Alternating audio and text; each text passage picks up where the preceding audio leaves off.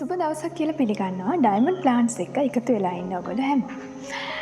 ඉතින් අපි ගොඩ දවසකින් ඇන්තූරියම් සම්බන්ධව කතා කරපු නැති නිසා අද අපි තීරණය කළා ඇන්තූරියම් සම්බන්ධව වීඩියෝ එකක් කරන්න.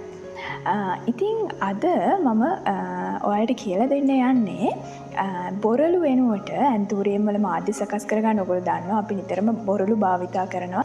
ඉතින් සමහර අයට මේ බොරළු හොයාගන්න ටිකක් අමාරුයි. ඉතින් මම බොරළු වෙනුවට භාවිතා කරන්න යන්නේ දැව අඟුරු.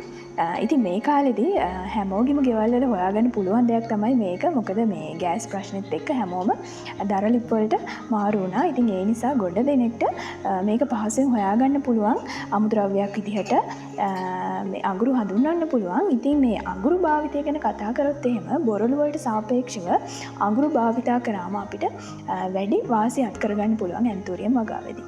මොකද අඟුරු කියන්නේ ගොඩක් වෙලාවට මේ දිලීර ආසාදන වළක්වන දිලීර ආසාදන අවම කරන්න පුළුවන් මාධ්‍යයක් විදිහට හඳුන්වන්න පුළුවන්. ඉතින් ඒක අපිට ගොඩාක්ම වාසියක් මේ ඇන්තූරියම් වගාවට.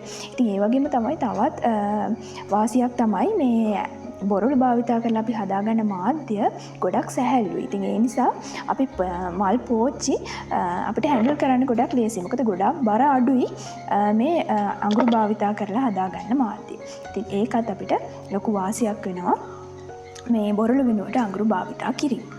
ඉතින් අද මම කියලා දෙන්න හිතුවා කුඩා පැලයක්, ඊට පස්සේ මධ්‍යම ප්‍රමාණයේ පැලයක්, ඊළඟට විශාල මල් පිපෙන අවස්ථාවේ තියෙන පැලයක් කොහොමද අඟුරු භාවිතා කරලා නිවැරදිව බඳුන් ගත කරගන්නේ කියන එක සම්බන්ධව කතා කරන්නේ. ඉතින් ඕගොල්ලෝ අඟුරු භාවිතා කරද්දී අනිවාර්යයෙන්ම අඟුරු හොඳින් දෙතුන් පාරක් හොදලා ගන්න ඕනේ. මොකද මේ අඟුරු වල තියෙනවා අලු. ඉතින් මේ අලු සුදුසු නැහැ මේ මාධ්‍යයට මිශ්‍ර වීම. අලු මේ අඟුරු වල තිබුණොත් එහෙනම් මොකද වෙන්නේ? මේ අපේ මාධ්‍ය අසාමාන්‍ය විදිහට භාෂ්මික වෙනවා. ඉතින් ඒක අපේ ඇන්තූරියම් පැලේ වර්ධනයට බාධාවක්. ඉතින් ඒ නිසා අනිවාර්යයෙන්ම අඟුරු කීපවතාවක්ම හොදලා ගන්න. ඉතින් මේ අවස්ථාවේදී ඔයාලට පුළුවන් කුඩාම අඟුරු කැබලි වෙනම, මධ්‍යම ප්‍රමාණයේ අඟුරු කැබලි වෙනම, ඊළඟට විශාල ප්‍රමාණයේ අඟුරු කැබලි වෙනම වෙන් කරගන්න. ඉතින් මේ තුනකට නැතත් කුඩාම ප්‍රමාණය සහ විශාල ප්‍රමාණය වෙනම වෙන් කරගන්න පුළුවන් නම් කොටස් දෙකකටවත් වෙන් කරගන්න පුළුවන් නම් හොඳයි. ඉතින් මම මුලින්ම කියලා දෙන්නම් මේ වගේ කුඩා ඇන්තූරියම් පැලයක් අපි කොහොමද අඟුරු භාවිතා කරලා නිවැරදිව බඳුන් ගත කරගන්නේ කියලා. මුලින්ම ඔයාලා මේ පැලයට ගැලපෙන කුඩා බඳුනක් තෝරගන්න ඕනේ. ඉතින් ඉන්පසුව ඔයාලට මේ බඳුනේ පතුලට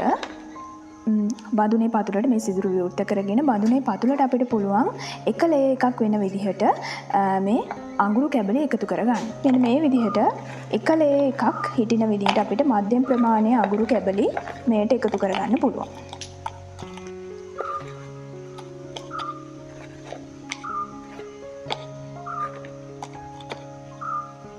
මේ ආකාරයට එක ලේ එකක් අපි මධ්‍යම ප්‍රමාණයේ අඟුරු එකතු කරගන්න. ඉන්පසු අපි මාධ්‍ය සකස් කරගන්න භාවිතා කරනවා කොහොබත් ගන්නකොට ඔයාලා හොඳටම දන්නවා මේ වගේ කහට ඉවත් කරලා අනිවාර්යයෙන්ම ගන්න ඕනේ. ඉතින් කොහොබත් කොටස් එකකට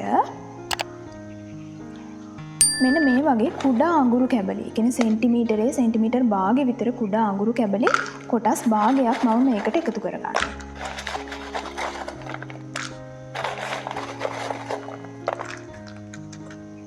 කොටස් භාගයක් එකතු කරගෙන මේක මිශ්‍ර කරගන්නවා.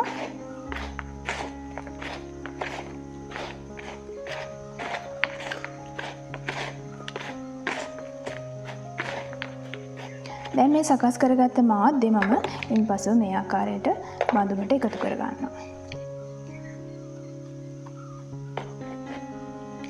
දැන් බඳුනේ තුනෙන් එකක් විතර මේ මාධ්‍ය එකතු කරගෙන අපිට පුළුවන් ඔස්මෝකෝට් N තේ හැන්දක් මේට එකතු කරන්න. සාමාන්‍ය තේ හැන්දක් කියන්නේ කැට 20ක් වගේ තමයි මේ සුදුසු වෙන්නේ කුඩා පැලයකට. මේ විදිහට අපි ඔස්මෝකෝට් N එකතු කරනවා. ඉතින් ඊට පස්සේ මම සාමාන්‍යයෙන් ඇන්තූරියම් වගාවේදී භාවිතා කරනවා බිත්තර කටු කුඩු කරලා මේ විදිහට හදාගත්ත පවුඩර් එකක්. ඉතින් මේකත් මම මේ අවස්ථාවේදීම එකතු කරනවා.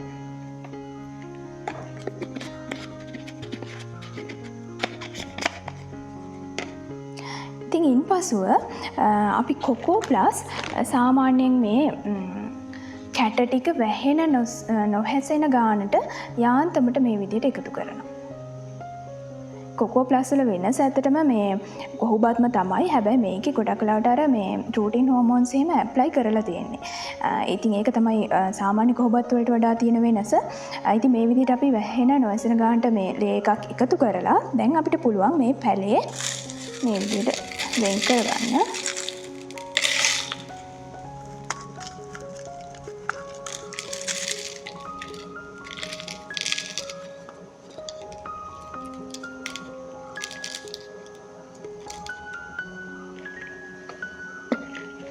මේ ආකාරයට ගලවගත්ත කුඩා පැලේ අපිට පුළුවන් මේ මුල් ටික හොඳට විසිරලා යන විදිහට මේ බඳුනේ තියලා ඉතිරි මාධ්‍ය එකතු කරගන්න.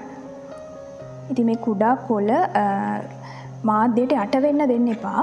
එහෙම වුණොත් ඒක ඒ කියන්නේ කොළේ නරක් වෙලා ටිකක් දිලීර ආසාදන එහෙම එන්න බලනවා. ඒ නිසා යටම තියෙන කොළ යට වෙන්න නොදී මේ ආකාරයට මාධ්‍ය එකතු කරගන්න.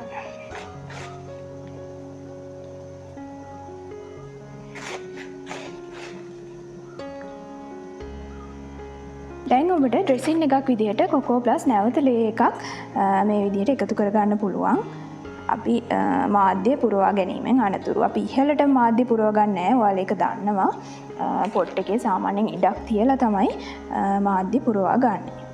ඔය විදිහට කොකෝ ප්ලස් ලේ එකකුත් මම මේකට එකතු කරනවා. දැන් ඔබට පුළුවන් මේ දිලීර නාශකයකින් මේ පාංශු මාධ්‍ය ට්‍රීට් කරගන්න. ඉතින් දිලීර නාශකයක් විදිහට කැප්ටාන් තිරාම් හෝමායි වගේ දිලීර නාශක වලට භාවිතා කරන්න පුළුවන්. එහෙම නැත්නම් කොන්ඩිස් භාවිතා කරන්නත් පුළුවන්. මොකද අඟුරු භාවිතා කරන නිසා මම කොන්ඩිස් භාවිතා කරන්න හිතුවා. මොකද අඟුරු කියන්නේත් හොඳ දිලීර වලට එරෙහිව ක්‍රියා කරනවානේ. ඉතින් ඒ නිසා කොන්ඩිස් භාවිතය ප්‍රමාණවත් කියලා මට හිතුණා. ඉතින් මේ විදිහට කොන්ඩිස් ජලය මාධ්‍යයට එකතු කරගන්න. මේ ආකාරයට සිදුරු වලින් ජලය ඉවත් වෙලා යන්න ඕනේ. අපි හරි විදිහට මාධ්‍ය සකස් කරගත්තා නම්. හොඳයි, දැන් අපි බලමු මේ වගේ මධ්‍යම ප්‍රමාණයේ පැලයක් කොහොමද නිවැරදිව බඳුන්ගත කරගන්නේ කියලා.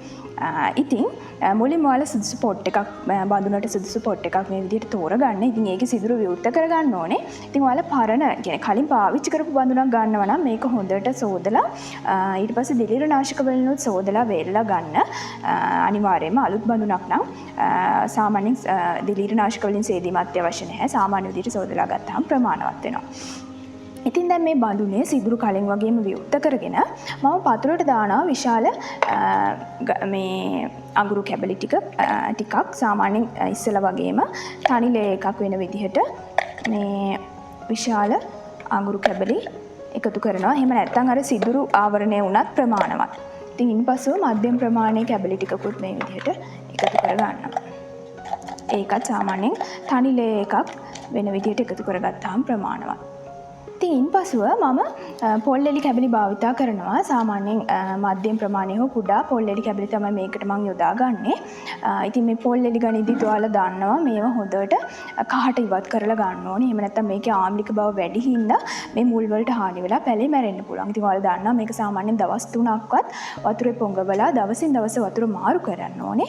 ඉතින් අන්තිම දවසේ දිලීරනාශක දියරයකම ගිල්වලා ගන්න පුළුවන් නම් ගොඩක්ම හොඳයි. ඉතින් මේ විදිහට මම පොල් එලි කැබලි තට්ටුවක් එකතු කර ගන්නවා. ඉතින් ඊපසුව මධ්‍යම ප්‍රමාණයේ අඟුරු කැබලිත් මේ විදිහට සාමාන්‍ය තට්ටුවක් එකතු කර ගන්නවා. මේ විදිහට මාරුවෙන් මාරුවට ඔයාලට පුළුවන් මේ පොල් එලි සහ අඟුරු මේකට එකතු කර ගන්න. මේ ආකාරයට. ඉතින් ඉන්පසුව සාමාන්‍ය මේ ප්‍රමාණයට වගේ පුරවගත්තට පස්සේ මාධ්‍යයෙන් අපිට පුළුවන් මේකට පොහොර එකතු කරගන්න. ඉතින් පොහොර විදියට ඔයාලට ඔස්මෝකෝඩ් බැලන්ස් පොහොර එක භාවිත කරන්න පුළුවන් මේක මධ්‍යම ප්‍රමාණයේ පැලයක් නිසා. හැබැයි බැලන්ස් පොහොර එක නැත්නම් ඔයාලට පුළුවන් ඔස්මෝකෝඩ් N තේ හැන්දක් එකතු කරලා මේ ආකාරයට ඔස්මෝකෝඩ් N තේ හැන්දක් එකතු කරලා මේකටම ඔස්මෝකෝඩ් K+ තේ හැන්දකුත් එකතු කරගන්න.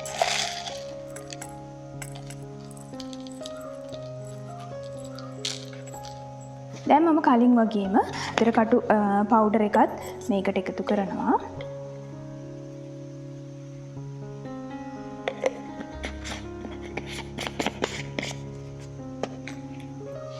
ඉන්පසුව කොකෝ ප්ලස් ඉස්සෙල්ලා වගේම සාමාන්‍යයෙන් පොඩි ලේ එකක්, තුනි ලේ එකක් මේ විදිහට එකතු කරනවා.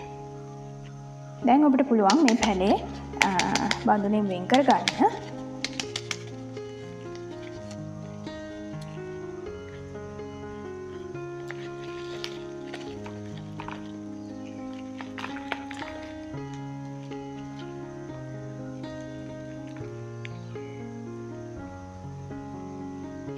මේ විදියට වෙන් කරගත්ත පැලේ සාමාන්‍යයෙන් බලන්න අර පරණ නරක් වෙච්ච මුල් එහෙම තියෙනවද කියලා දිලිර එහෙම ආසාදනය වෙච්ච මුල් තියෙනවා නම් මේ අවස්ථාවේදී ඔයාලට කපලා ඉවත් කරන්න පුළුවන්. ඉතින් ඔයාලට පේනවා මේකේ නම් මූල පද්ධතිය හරීම නිරෝගී මූල පද්ධතියක් තියෙන්නේ.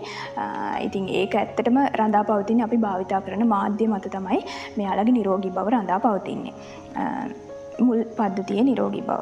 ඉතින් ඉන්පසුව කලින් වගේම මේ මූල පද්ධතිය හොඳින් විසිරීලා යන විදිහට මේ පෝච්චියේ තියලා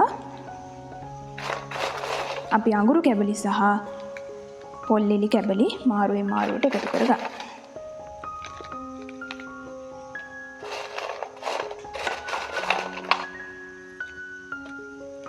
දැන් කලින් වගේම කොකෝ ප්ලස් ලේ එකකුත් මම කුඩා ලේ එකක් මේ විදිහට එකතු කරගන්නවා.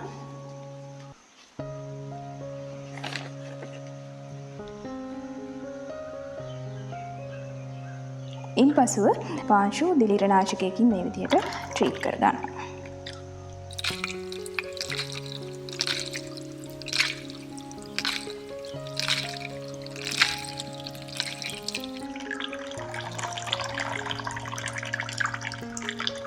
ඉතින් ඉන්පසුව බලමු අපි මේ වගේ මල් පිපෙන අවස්ථාවේ පැලයක් කොහොමද අඟුරු භාවිතා කරලා නිවැරදිව බඳුන්ගත කරගන්නේ කියලා. ඉතින් මේ කලින් වගේම අපි සුදුසු බඳුනක් තෝරගන්න ඕනේ. ඉතින් මේ බඳුනේ සිදුරු විවෘත කරගෙන කලින් වගේම අපි විශාල මේ අඟුරු කැබලි මේ පතුලට එකතු කරනවා මේ සිදුරු ආවරණය වෙන විදිහට.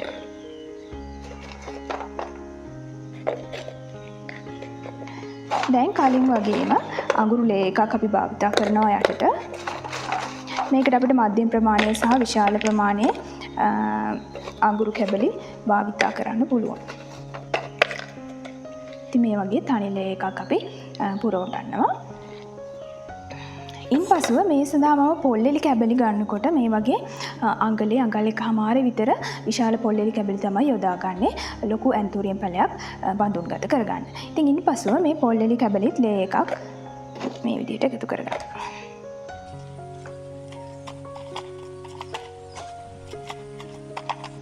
දැන් මේ පොල්ලෙලි කැබලි අතර තියෙන සිදුරු වලට මේ අඟුරු කැබලි මේ විදිහට එකතු කරගන්නවා.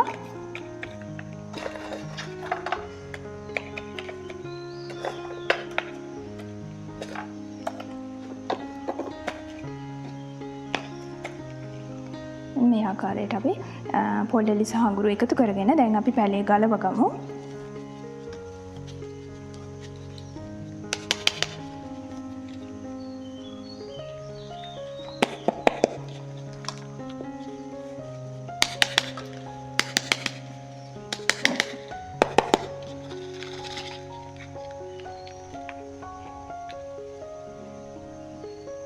මේ ආකාරයට අපිට පැලේ වෙන් කරගන්න පුළුවන්. ඔයාලට දකින්න ලැබෙනවා හොඳට මූල පද්ධතිය මේකේ වැඩිලා තියෙනවා. ඉතින් අපි මාධ්‍යයන් මේකට අන්තරියම් වලට ගැලපෙන මාධ්‍යයන් විශාල ප්‍රමාණයක් වලට හඳුන්වලා දීලා තියෙනවා. කුඩා පැල වලට කොහොමද, මධ්‍යම ප්‍රමාණයේ පැල වලට කොහොමද එක අමුද්‍රව්‍ය කියන්නේ අන්තරියම් වලට ගැලපෙන විවිධ අමුද්‍රව්‍ය භාවිතා කරලා මාධ්‍ය සකස් කරගන්න කියලා. ඉතින් මේ ආකාරයට ඔයාලට බලා ගන්න පුළුවන් මේකේ නිරෝගී මූල පද්ධතිය. මේක ඇත්තටම ඉවත් කරන්න තරම් මුලක් ඇත්තෙම නැහැ. ඉතින් ඉන්පසු අපිට පුළුවන් කලින් වගේම මේ පැලේ තියන්න මේ විදිහට හොඳට මූල පද්ධතිය විසිරීලා යන විදිහට පැලේ තියන්න. දැන් ඔයාලට පුළුවන් මේකට පොහොර එකතු කරගන්න. අපි යටට පොහොර දාන්නේ නැහැ මොකද අර මේකේ සිදුරු ප්‍රමාණය වැඩි හින්දා පොහොර අර මේ ඉවත් වෙලා යන්න පුළුවන් බඳුනේ. දැන් මේ අවස්ථාවේදී ඔයාලට පොහොර එකතු කරගන්න පුළුවන්. ඉතින් මම මේකට භාවිතා කරනවා කලින් වගේම ඔස්මොකෝට් කේ තේ හැන්දක් මේ විදිහට එකතු කරනවා. ඒ වගේම ඔස්මොකෝට් එන් තේ හැන්දකුත් එකතු කර ගන්නවා. ඔස්මොකෝට් කේ විතරක් භාවිතා කරන්න පුළුවන්. නමුත් ඉතින් පැලේ වර්ධනය කරගන්නත් අවශ්‍ය නිසා මම මේ දෙකේ මිශ්‍රණයක් මේ විදිහට භාවිතා කරනවා.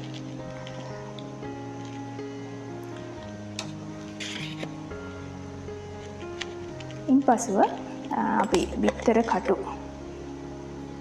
පවුඩර් එකත් මේ විදිහට මාධ්‍යයට එකතු කරගන්නවා. දැන් ඔබට පුළුවන් මේ පැලේ රඳව ගන්න නැවත පොල්ලෙලි කැබලි සහ අඟුරු කැබලි එකතු කරගන්න.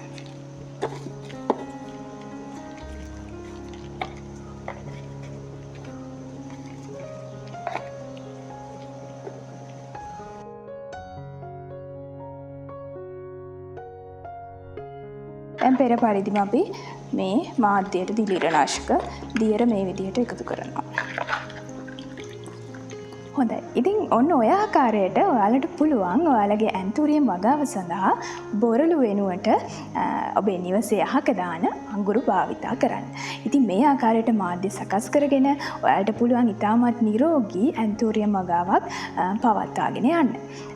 ඉතින් ඔබ තවමත් මගේ YouTube channel එක subscribe කරලා නැත්නම් අපේ Diamond Plants කියන YouTube channel එක subscribe කරන්න, like කරන්න. ඒ වගේම ඔබට ගැටලු ඇත්නම් comment section එකේ comment එකක් දාන්න. ඒ වගේම මේ වගේ වීඩියෝ එකක් අප්ලෝඩ් කරපු සැනින් notification එකක් ගෙන්න ගන්න කැමති නම් bell icon එකත් click කරන්න. ඉතින් එහෙමනම් නැවතත් මෙවැනිම වටිනා වීඩියෝ එකකින් හමු වනතුරු ඔබට සුබ දවසක්.